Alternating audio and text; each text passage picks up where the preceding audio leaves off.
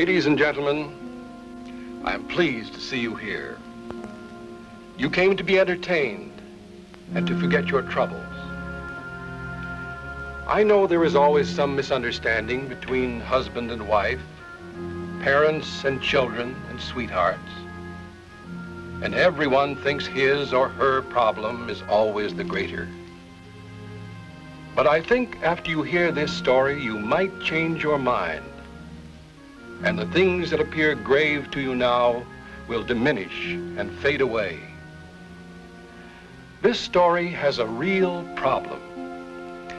It is the story of Vivian Hamilton, accused of murder and being tried before me, Judge Mitchell, without a jury.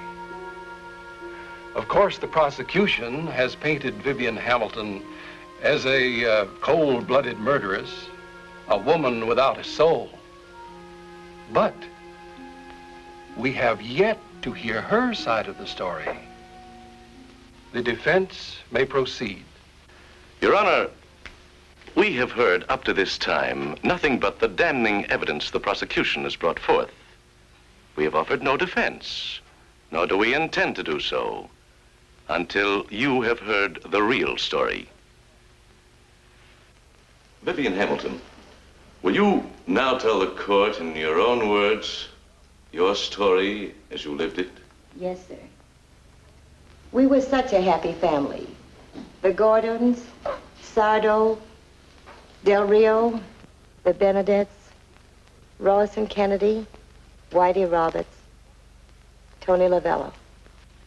We've always been the headliners, the Hamilton sisters. It was during rehearsal that our manager, Mr. Hinckley, sold an idea to Mr. Mackenzie, the theater owner. And he...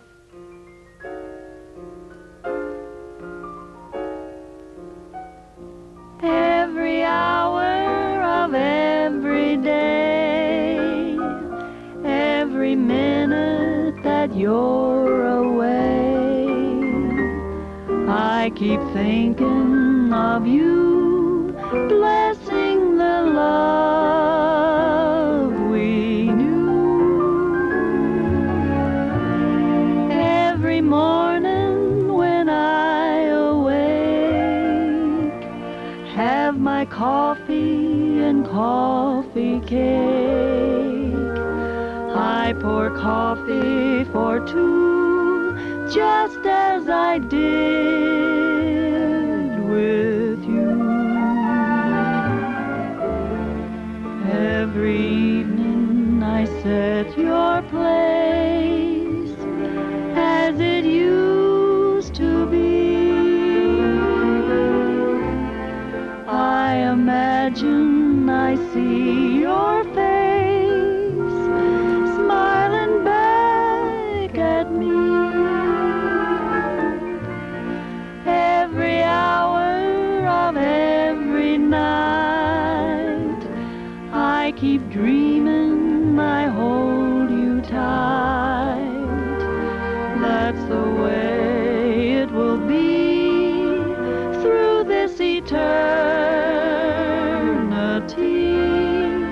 till you return to me.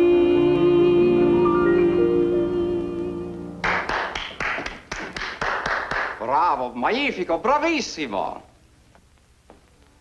Great, ain't it, Mackenzie? Well, it's a good routine. Good routine? Listen, with that act and a little smart publicity, your theater won't have enough seats to hold the audience, Mac. Andre, when did you get in? Today, I was sent for a special.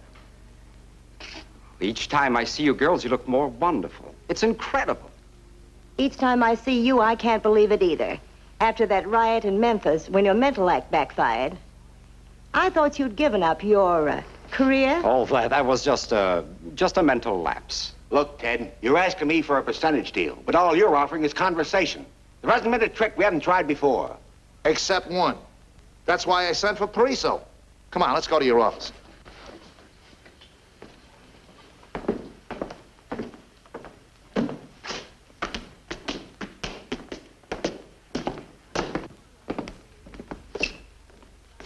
Come on, Andre.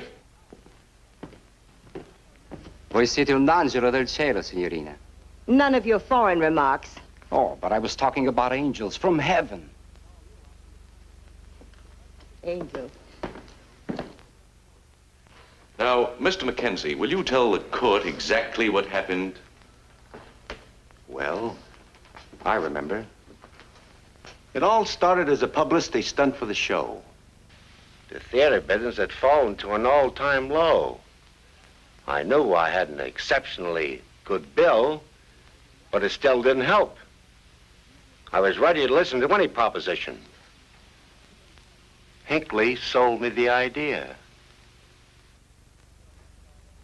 All right.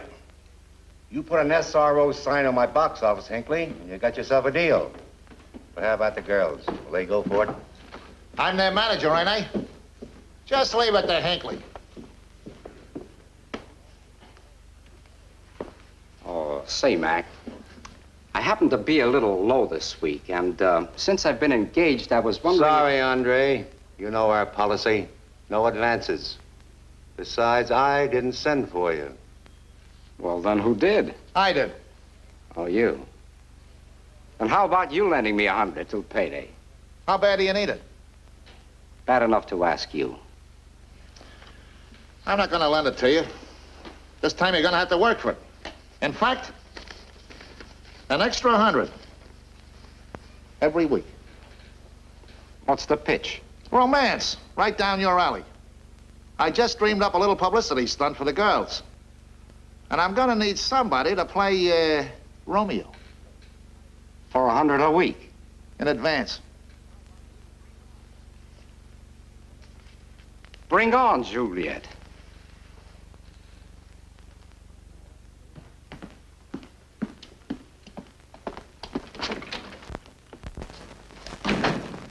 That door hasn't got an usher, and you got hands, so knock before you come in. There's such a thing as privacy. From burlesque to privacy. Look, honey, that body beautiful of yours has been reflected off too many front row bald heads. So now all of a sudden it's Mabel, the modest maiden. During my career, burlesque was an art. My act had dignity. Dignity! Look, kid, one more bump and you'd have been right out of the theater. Where are the girls? In there. Hey, girls, the 10%er is here. Oh, look. This isn't the wide open spaces, and that's no lily of the valley. Why don't you smoke a good cigar? After the day, Mabel, after the day. What's it all about? Girls, from now on, it's mink and Cadillacs, just like I said. Leave it to Hinckley. When I got through with Mackenzie, he couldn't wait to say yes. But But? What do you mean, but? Did I ever tell you a story? Did I ever tell you a lie? Did I ever... Well, look, this isn't very serious. It's just a little publicity stunt. The last publicity stunt he pulled was when he buried that Swami. If it hadn't been for the fire department, they'd have never dug him up. Burials, burials. What are you talking burials? This is an engagement. We're going to get married. just a little publicity stunt. Nothing serious, eh? I've heard enough. Hinckley, you must be out of your mind. Out of his mind? For 10%, he'd bury his own mother-in-law. Now, look, girls. Calm yourselves. Nobody's really getting married, and good publicity never hurt an act, especially for only $100 a week. Viv, maybe he's right after all. This is show business. I knew you'd come up with some crazy idea. But this one might have possibilities. By the way, who's the groom? Andre. With all the men in the world, why did you have to pick on him? Who else would have done it? Count me out. I'm not the romantic type. Well, I guess from here on, my love story begins. Just leave it to Hinckley. Leave it to Hinckley. Well, if it all blows up, I can always go back to Minsky's. Well, at first I didn't think it would work, but Hinckley's idea proved to be a winner. The newspapers lost no time in covering the announcement of the engagement, and to give us miles of space and pages of publicity. Close together, please. Put your arm around there. Your chin up, please. A little more to the left, Miss Hamilton. Chin up. That's it. A trifle more now, just a trifle. What we want is a great big smile. You should be very happy, Miss Dorothy. What's going on? What's all this about? Stand back. They're taking pictures, can't you see? Oh, I'm sorry to be late. I'm from the Examiner. You're just in time. Go ahead. Good. Well, ready now? Kiss your fiancée, Mr. Pariso. Hold it. Still. Well, I really want to congratulate you. You too, Andre. And I want to wish you the best. I know they always would. Good luck, Andre. A lot of happiness for both of you.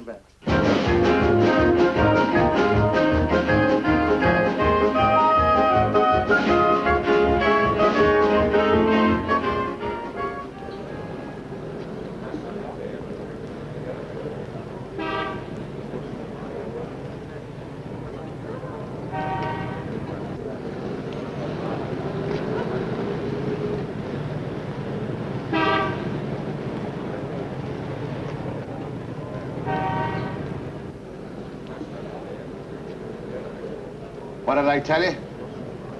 SRO. Just leave it to Hinckley. Yeah.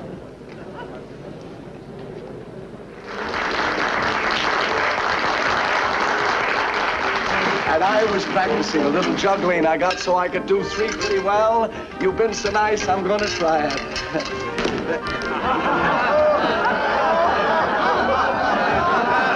Jealousy. Wait, I'll fool him. You wait a minute.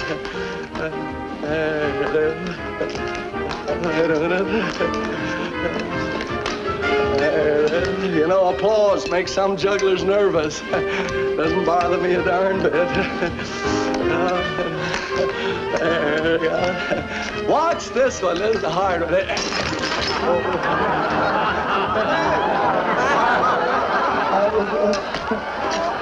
Oh, isn't that awful? Oh, wait a minute. Oh, for goodness sake. It's getting tougher. There, I got it. Oh, murder. Throw me another plate here, will you, George? Just one, so that's it. Very good. There, we got it. Wait a minute. Oh, how do you stop this thing? Don't laugh, it ain't funny.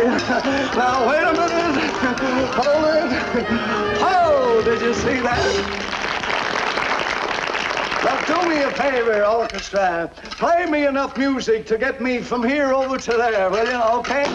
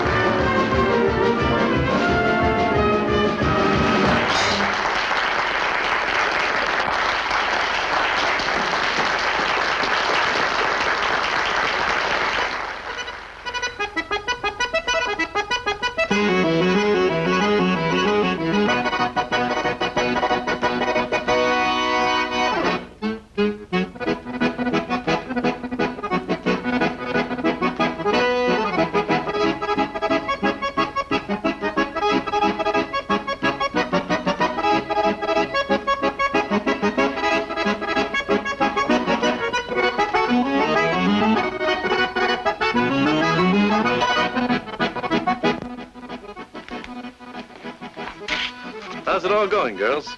Just too good for words. You ought to see the show, Mr. Price. Couldn't get a seat. The SRO sign is out. That's why I came backstage. Mackenzie said it was okay. Hurry it up, Viv. We're almost on. Why don't you wait and join us after the show? I can't tonight, girls. I've got a date.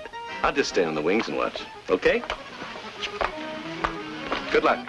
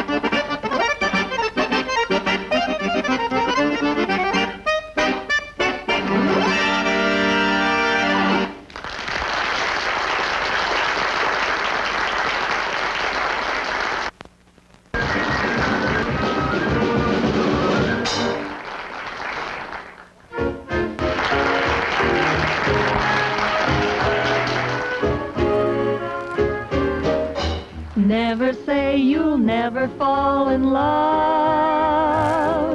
Never say you don't like dreaming of a cozy cottage, a garden too, and tiny feet to run to welcome you. Never say you'll never be the kind to ever keep one sweetheart on your mind, the kind that say they don't fall the hardest of all. So never say you'll never fall in love. Never say you'll fall in love. Like dreaming of a cozy cottage, a garden too, and tiny feet to run to welcome you.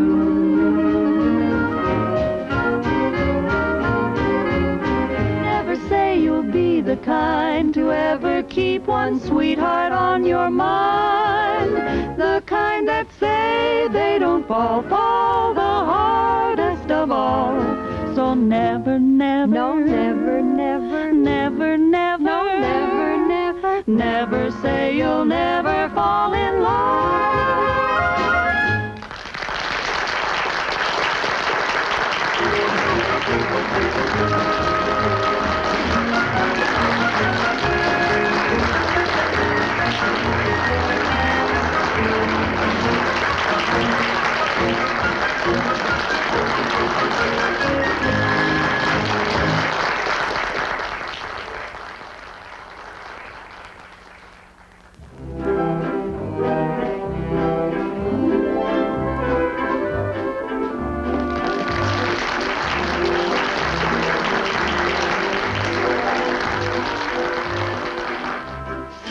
Ladies and gentlemen, a little bit later on in the act, I'd like you to see some very unusual rifle tricks. Right now, a little pistol work. If you please.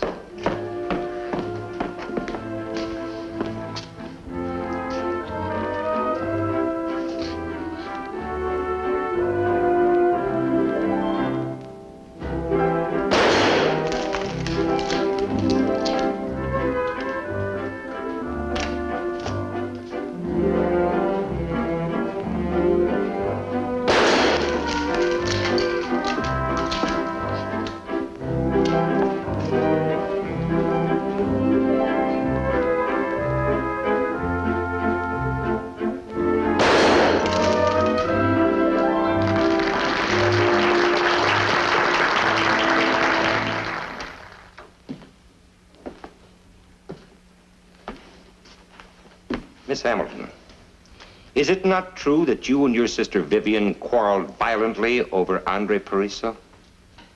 Yes. Would you say those quarrels arose out of your sister's antagonism toward the deceased Andre Pariso? We had shared our lives without quarreling. There were many rules we were forced to follow. But we had learned that most of our problems could be settled amiably. Sleeping, eating, living together. There were no adjustments in our relationship we couldn't make.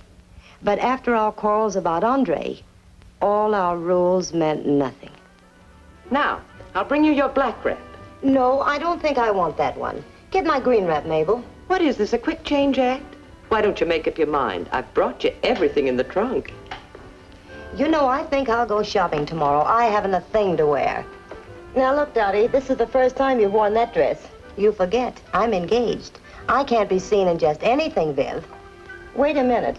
You're not taking your publicity seriously. I hope you're not falling for that sharpshooter. Well, what if I do like him? He's shown me what living really means. Dottie, you are in love with him. Yes, and he's in love with me. You don't know what you're saying. You can't buy happiness. Maybe you can't, if you're trading for even money. But I can afford to be shortchanged. Don't forget, I'm 35. Come on, Viv, we have a date. You have a date. If I have a date, you have a date too, my dear. Yes, with Hinckley. I loved the descent, and With love you're playing, never trust a gypsy with your heart.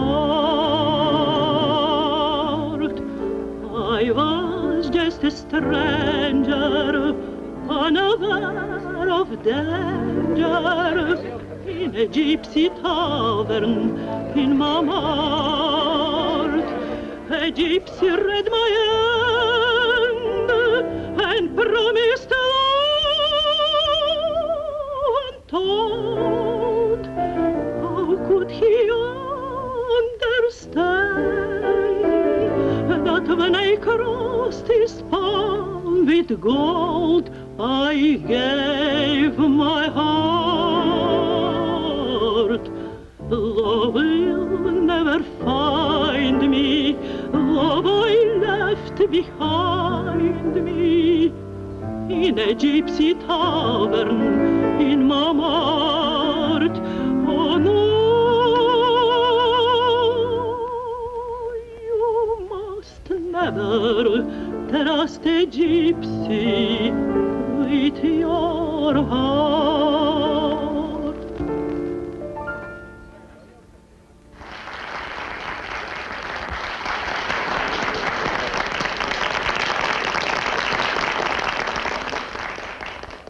That sure was a great house we played to tonight.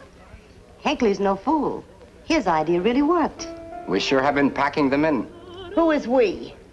Why, Dorothy and me. Oh, and you too, of course. Where do you come in? Why, I am the groom. In that case, any man would do. You forget, my dear, not everyone has my charm. That's what brings them in. Who do you think you are? Oh, I beg your pardon. Girls, it's unbelievable. Look, I just balanced the receipts. Dorothy, Vivian, can you imagine the money we'd have made if we're gonna pack the crowds and we turned away? It's terrific. It's colossal. And I'm gonna raise your salary 50%, Henry.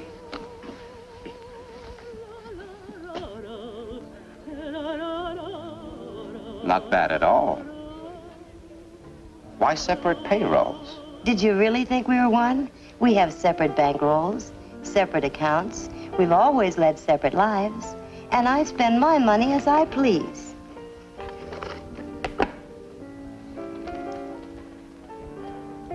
Look at this. Mind you, that's Monday. But wait. Tuesday, we almost doubled the receipts. It's terrific. And Wednesday, we broke all records. If we'd only had the Hippodrome. Oh, you.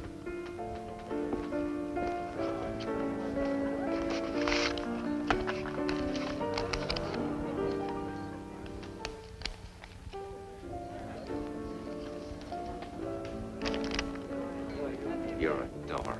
I love you. Will you marry me? Uh-huh.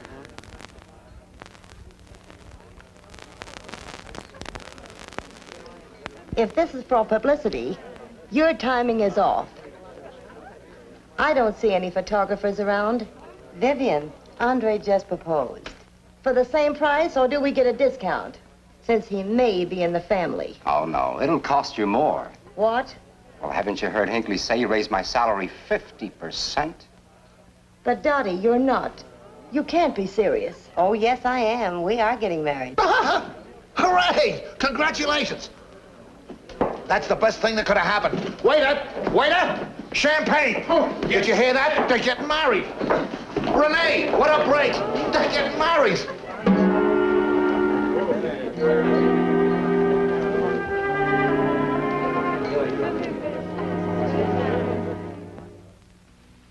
What is your name, your true name?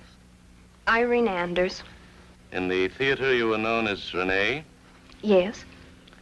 You were Andre Parisso's assistant. Yes. Isn't it true that you were more than that? Yes. I was in love with Andre. We had planned to be married, and we would have been if it hadn't been for Dorothy Hamilton. He was in love with me.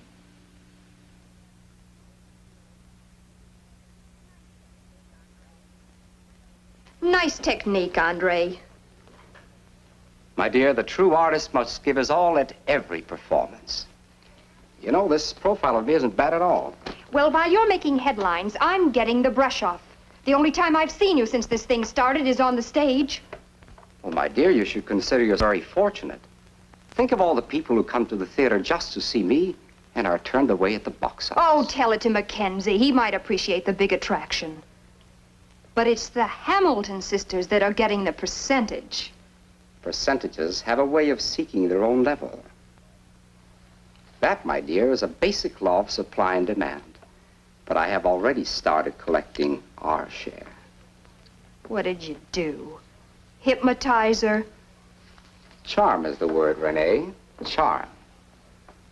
And as you see from this photo, the subject is quite susceptible. Well, what am I supposed to do while you're teaching her economics? Join a Lonely Hearts Club? You're not eligible. Yet. Now run along, my dear.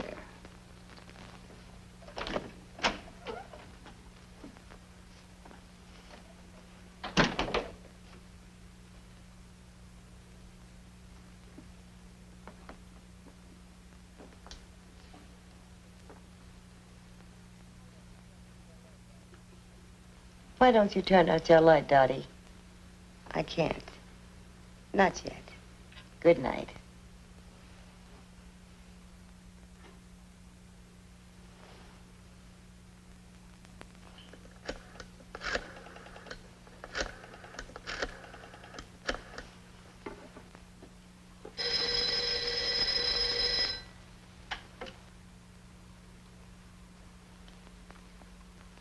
Hello? Hello. This is for you. Listen.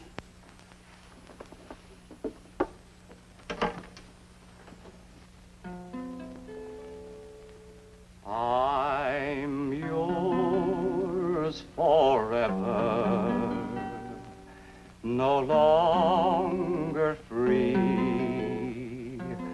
I'll leave you never. Have faith in me. You are the one love my heart adores, and I will be forever, ever yours.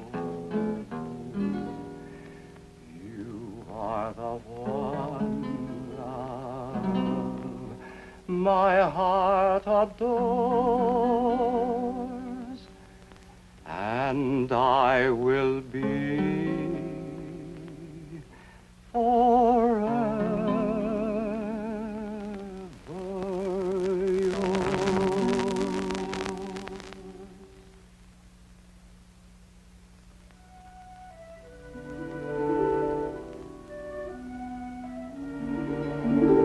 Good night, my darling.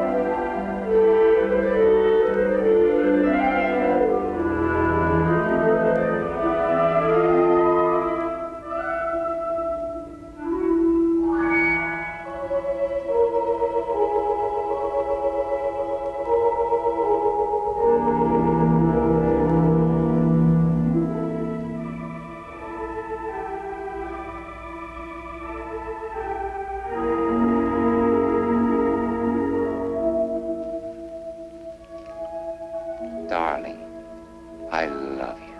Andre.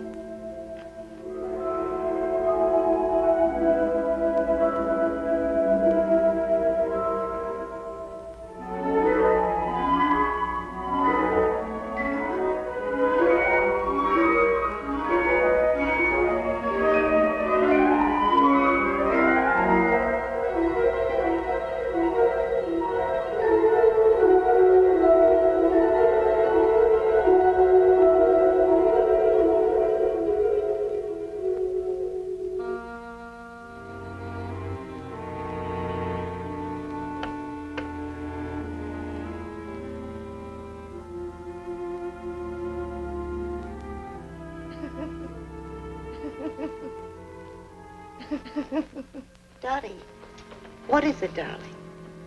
What is wrong? I've been dreaming. I can't go on. Don't you think I know how you feel? I wanted love too. All our lives, we've had to bury every normal emotion. I'm not a machine, I'm a woman. I should have the right to live like one. We've always said we were like other people, yet different. From the moment we started to crawl, when the leg of the table got between us and we couldn't pass, we knew. Yes, I remember. But we decided that our physical bond would never be our cross. But we've been successful. We've reached the top in show business, and there isn't a thing we can't have, except happiness. We fooled ourselves that by entertaining others, we were making ourselves happy. But I never stood in your way. No, but always together.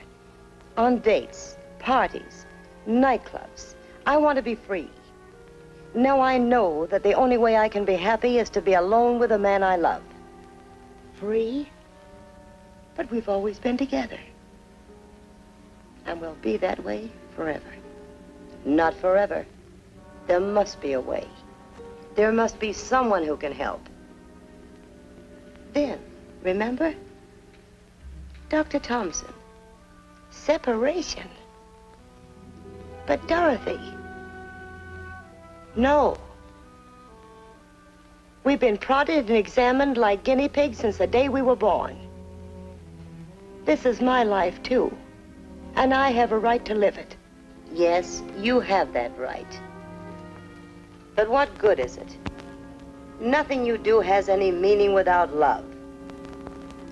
How much can love demand from us? Remember the two brothers? When one of them died and the other had to be separated? He only lived a few days. We wouldn't have a chance. I don't care. I'd rather be dead than go on like this. You really love him so much. All right. Let's see, Dr. Thompson. But of course, never have a set of Siamese twins been operated on while both were alive. If this operation were to be attempted, it would have to be done in 3 stages. The first 2, quite simple. Separation of the muscles, cartilage, and bone. Severance of the blood vessels would be no problem. The girls have different circulatory systems. Even the blood types are different. But the third will be difficult. And extremely dangerous. Successful separation of the nerves of the spinal column would be of great aid to science, but it might result in death. In this case, I would say the prognosis is unfavorable. Dr. Eckhart, what is your opinion?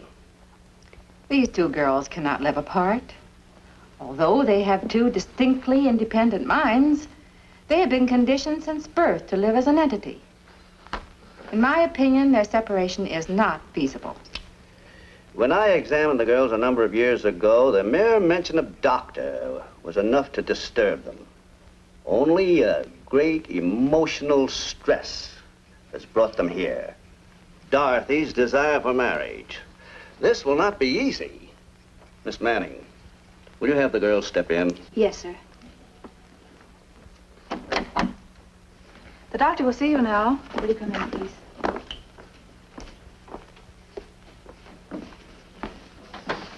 Dr. Eckhart, Dr. Hurd, and myself have discussed your case at great lengths. And we want to tell you that we admire your extreme courage. But I'm afraid there's very little hope. Then there's nothing you can do. As a woman, I understand thoroughly. There is nothing to keep you from getting married. There's no reason why you can't have children, as you are. My advice to you is get married. I guess there's nothing left. It's your happiness. Go ahead. Get married.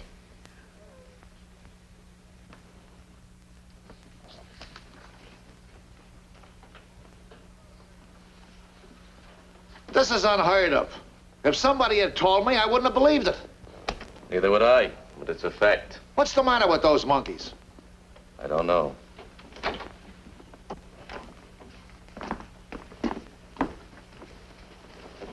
We got it? We got it all right. In the neck.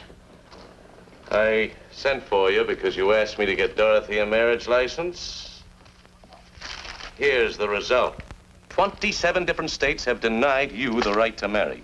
But why? I don't understand. I'm baffled myself. They gave no reason. They say it's bigamy. How dare they? Well, I'll sue 'em for damages. For what?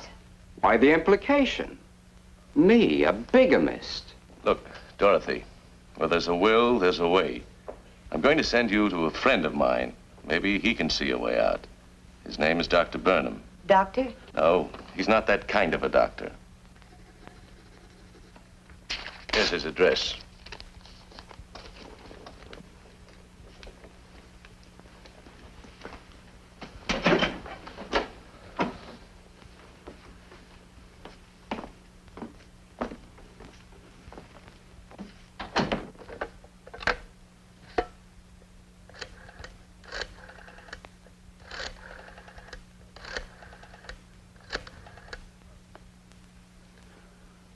Hello.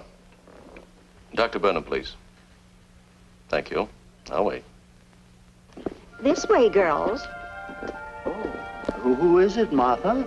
Oh, there's two young ladies to see you. This is Dr. Burnham. We were referred to you, Doctor. Oh, yes. Well, I hope you won't mind if we chat while I plant this bush. There's a bench right over there, and Martha, why don't you fix us some tea? Of course. Thank you, Doctor. That old bench is a little shaky.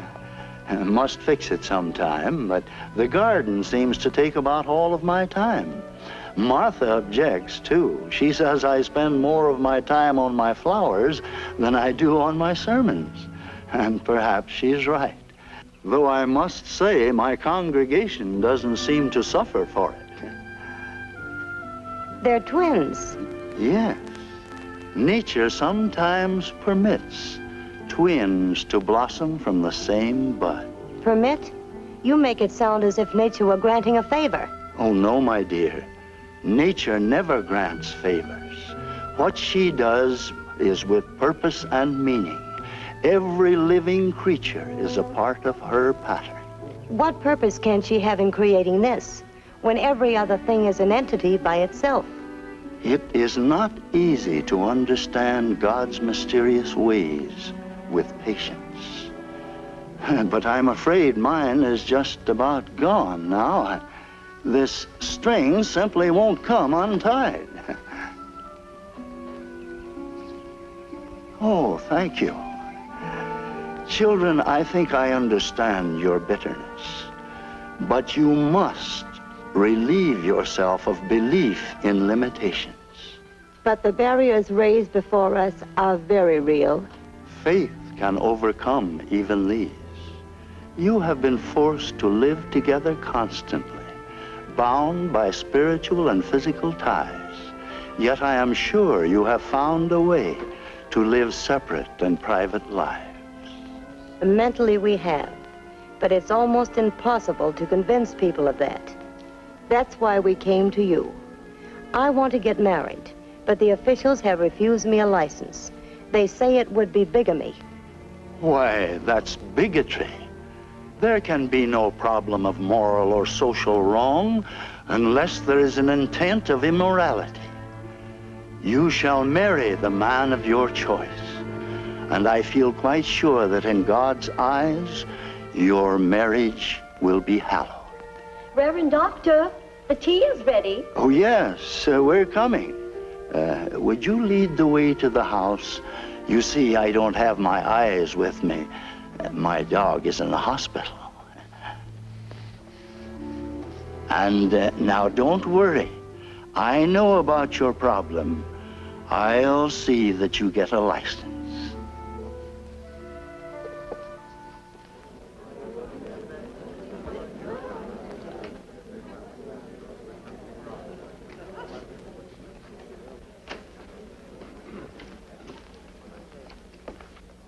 You are familiar with the weapons Andre Pariso used in his shooting act. Of course.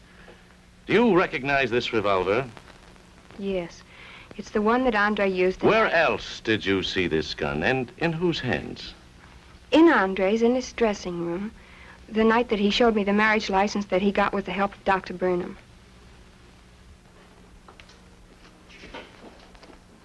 You see, I got it. Here it is.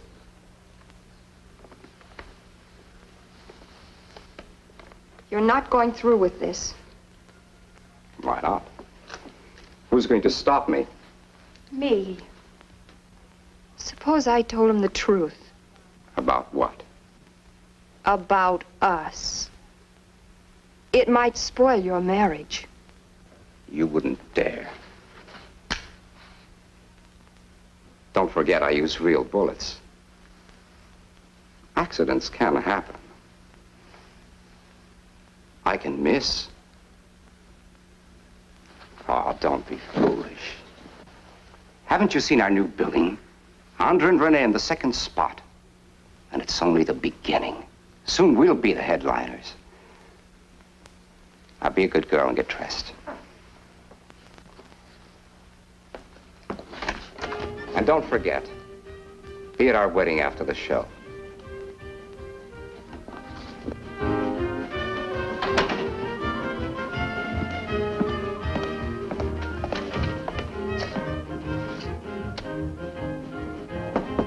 Come in. Darling, after the show we'll get married. Everything is set. I'm so happy. Oh, even the mayor promised to be at our wedding. I raised the prices and they're still fighting to get in. It's fabulous. Look at this. Look at the headlines. I just wish this theater was Madison Square Garden. What theater? I thought Dr. Burnham was going to marry us at the little church. It's ridiculous. This is the chance of a lifetime. Do you realize the publicity we're getting? Every official in the city will be here. How is it we knew nothing about it? There was no time for explanations. And after all, wasn't Dorothy eager to get married? Yes, but at least we should have been consulted. Well, what difference does it make where we get married? We're show people.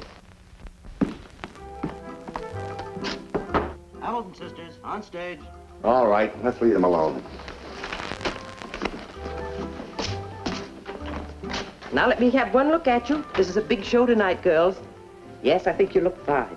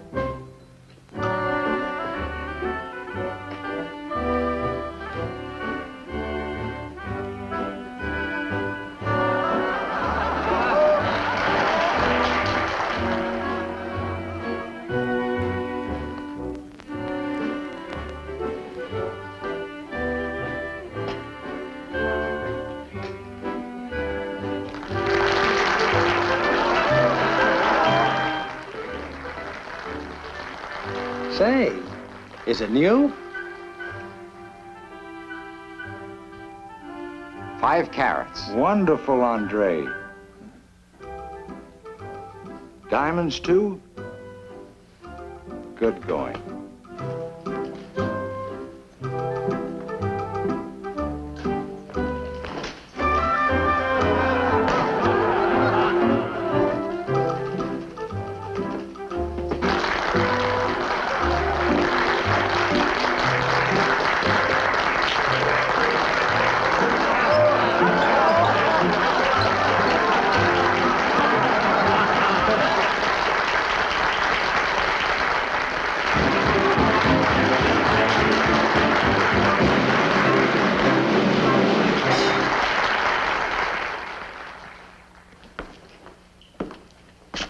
Ladies and gentlemen, this is the most unusual night in the history of the Bijou Theater. Over 2,500 guests will witness the marriage of Dorothy Hamilton to Andre Pariseau. They chose this stage because they're show people. The number of civic and social leaders present are too numerous to mention. But whether you're a social leader, a civic leader, or just plain Jane and Joe, we're happy to have you with us tonight.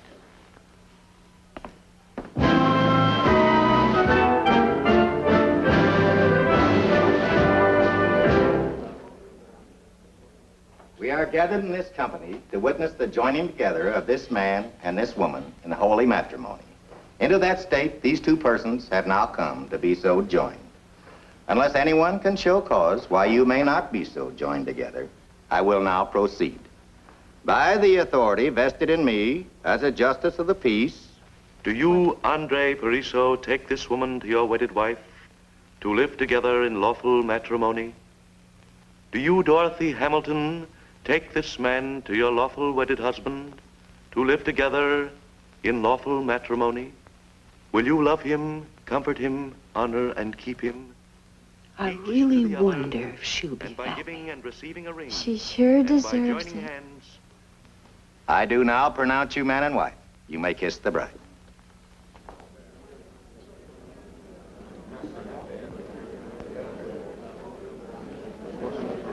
Congratulations, sir. Much happiness, my dear. Thank you.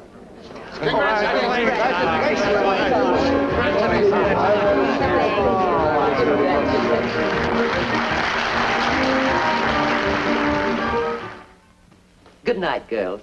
Good night, Mabel.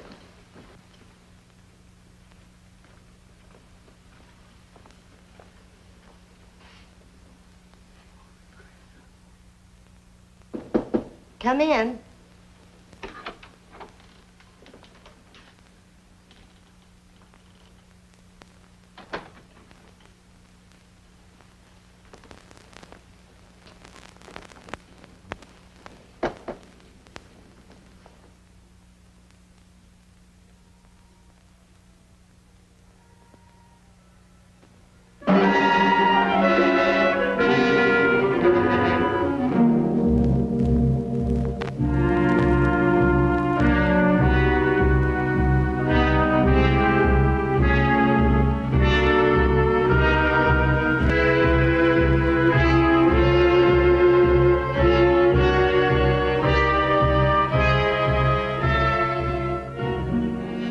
Yes, I feel pretty bad about that price. rotten, I call it. But I'll get busy and have that marriage annulled. Yeah, she can do that all right. But it's pretty hard to mend a broken heart. Yep. That's a dirty trick the way Andre played Dottie. I can't figure why he did it. She's such a swell girl. I'll tell you why. Because he never loved her.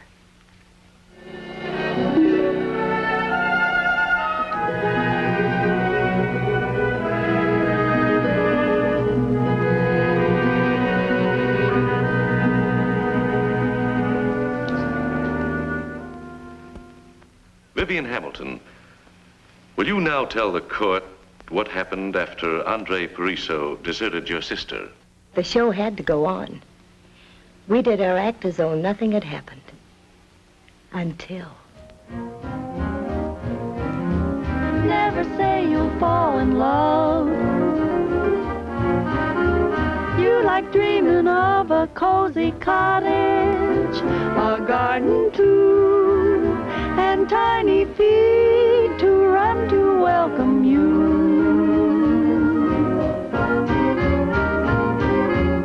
Never say you'll be the kind to ever keep one sweetheart on your mind, the kind that say they don't fall the hardest of all. So never, never, no, never, never, never, never, no, never, never, never say you'll never fall in love.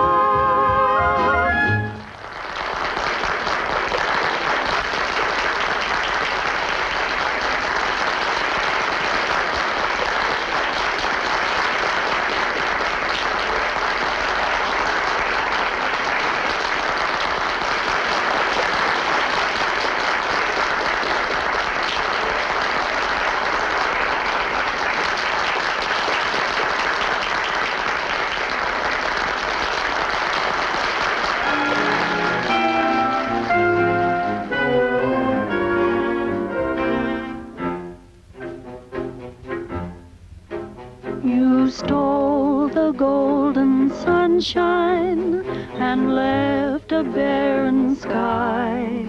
You stole the silver moonlight and left all heaven dry. The diamond stars above you, you plucked them all one day.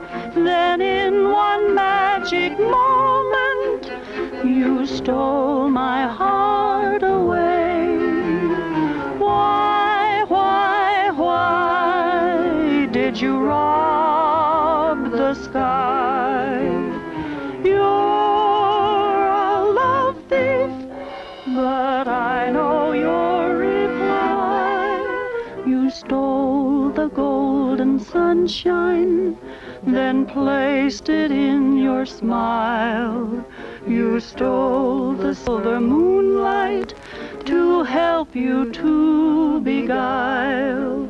Your eyes are diamonds glowing, and through them starlight pours. My heart that you had stolen, you have replaced with yours. Why don't I try to fly? You're my love thief. I'll love you till I die.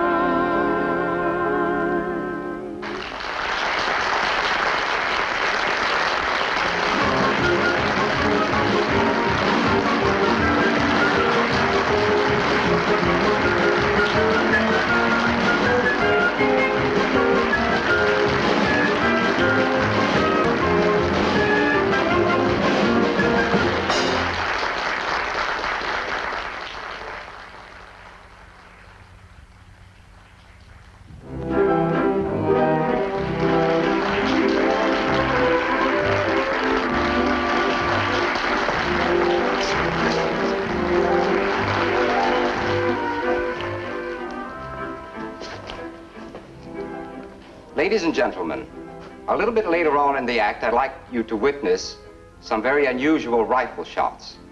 But right now, a little pistol work, if you please.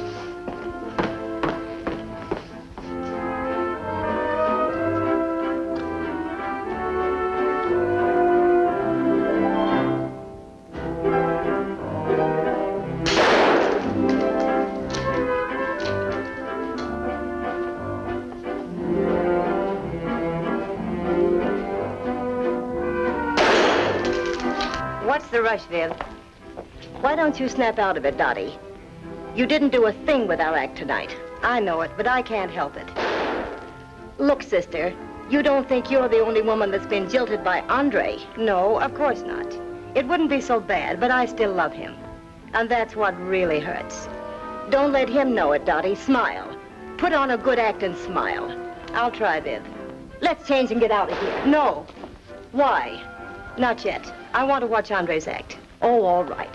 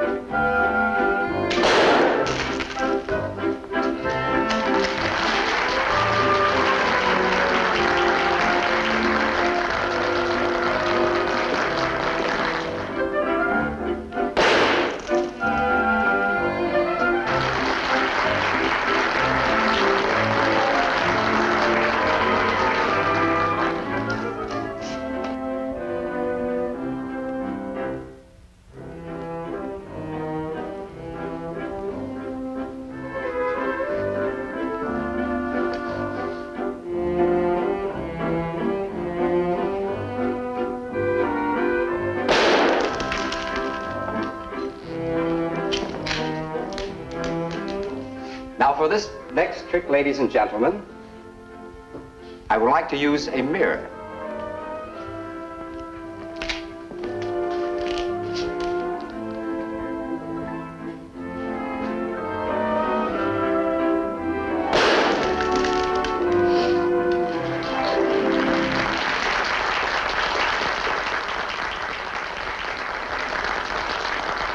Ladies and gentlemen, I believe that the act you're going to see performed on this stage tonight is the only one of its kind in the entire world. I'm going to use these rifles to play that organ.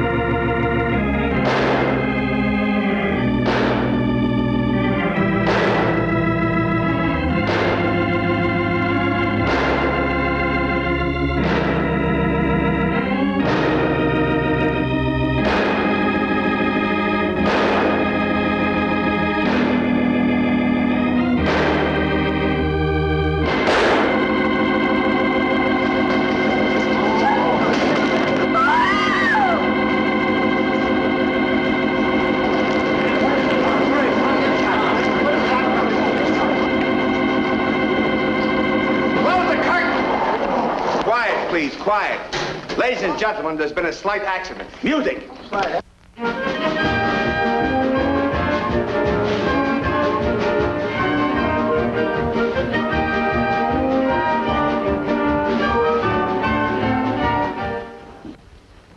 And that is the truth, the whole truth. The defense rests. Your witness. No questions. The defendant is excused. Thank you.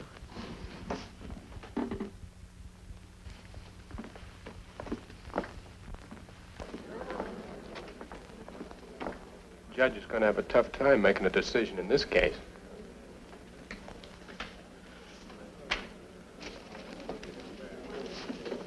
Your Honor, there probably has never been a more unusual case presented in any court. Nor has any court heard so much testimony irrelevant and immaterial. In a deliberate attempt to arouse our sympathy, the defense has taken us backstage into the life of the Hamilton sisters, deliberately ignoring the fact that we are only here because murder has been committed. The state is not concerned with the involvement in the lives and loves of the defendant, her sister, and the murdered man. It is only concerned with one question. Did or did not Vivian Hamilton, with premeditation and in cold blood, shoot and kill the deceased Andre Pariso? The answer to that is yes. By her own admission. I therefore ask the court to bring in the only verdict possible. Guilty. Guilty of murder in the first degree. I thank you.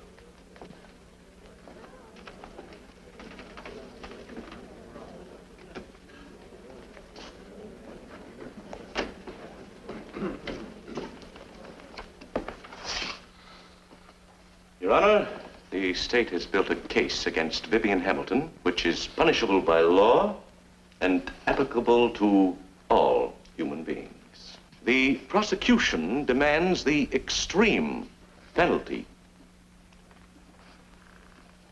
When it comes to punishment, the law demands equality.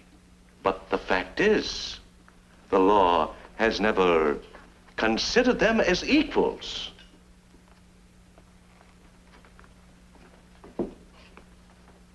They have been denied marriage, children, love, and all normal human fulfillment. Do you know how the Book of Knowledge defines them? As monstrosities.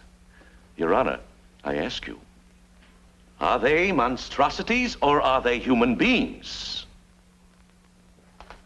Has the law ever protected them? No. But when it comes to punishment, to the destruction of their lives, the law demands the extreme penalty. Yes. Vivian Hamilton is guilty. Guilty of loving her sister better even than her own life. Should you find the defendant guilty as charged, under the statutes of this state, the death penalty would be mandatory. But if the law is to be satisfied, then the state becomes the murderer of an innocent person, Dorothy Hamilton. If you find Vivian Hamilton guilty of manslaughter, the penalty is life imprisonment. And even then, the law cannot deprive her sister Dorothy of her rightful liberty. I believe it is a fact that the law cannot take Vivian Hamilton into custody. I cannot conceive in my mind any other verdict than not guilty. The defense rests its case in the hands of the court.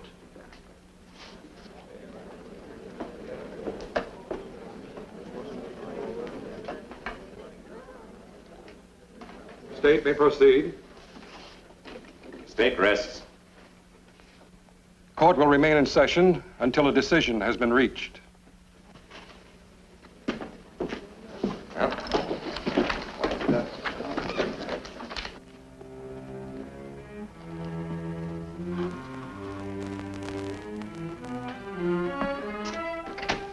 Yes? Oh.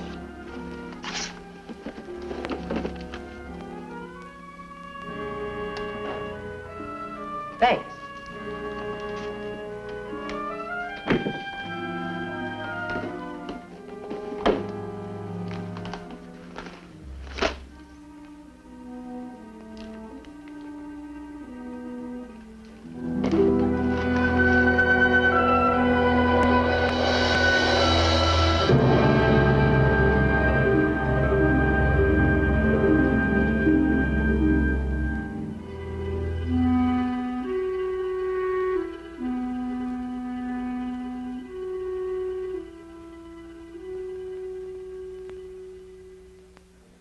All right, I'll tell the judge.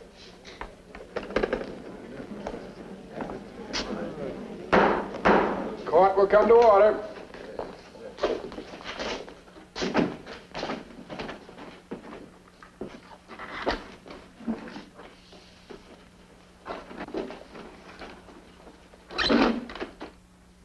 The defendant will rise.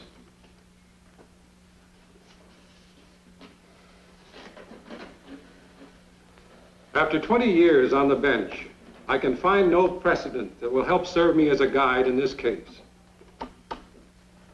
Justice has two purposes: to protect the innocent and to punish the guilty.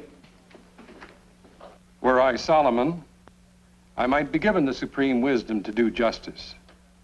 But as it is, I cannot pass sentence on an innocent person and deprive her of her liberty and her life. Therefore, a higher court than mine must impose final judgment. You have just listened to the tragic story of the Hamilton sisters. Do you still think that your problems are as great as theirs? And yet they learned to live in harmony. We all have problems. And I must confess that I too have a problem. Perhaps you can help me. The defense has chosen to place the entire responsibility of this case on my conscience. Had the defense chosen trial by jury, any one of you might have been selected to share this burden. And I wonder, if you were the jury, what would your verdict be? Please help me. Let me know. Help me solve my greatest problem.